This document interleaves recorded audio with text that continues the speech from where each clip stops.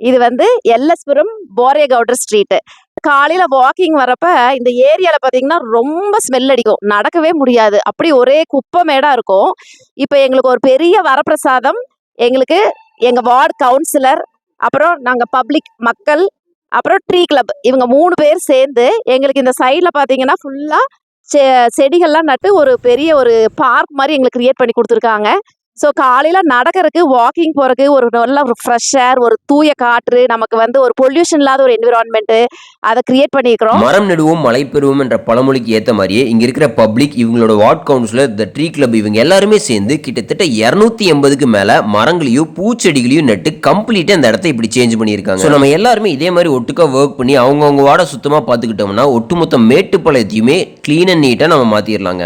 எங்க பகுதியில் இருக்கிற அவ்வளவு பேரும் நாங்க கோஆபரேட் பண்ணி 200 பூ செடிகள்லாம் மரம் மாதிரி இப்போ நாங்கள் நட்டுருக்குறோம்.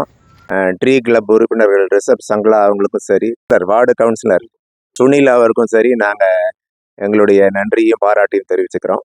நன்றி. கிட்டத்தட்ட ஒரு 6 இயர்ஸாக ரன் பண்ணிட்டு இருக்கோம். 2019 ஆரம்பிச்சது இது.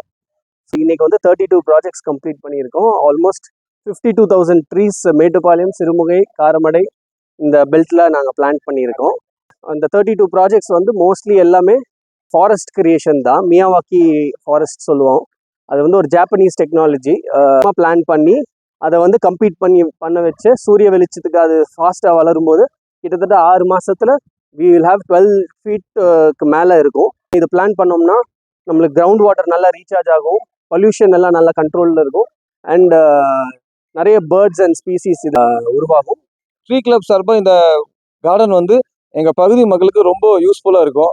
ட்ரீ கிளப்புக்கு எங்கள் பகுதி மக்கள் சார்பாகவும் எங்கள் சார்பாகவும் நன்றி தெரிவிச்சுக்கிறேன்.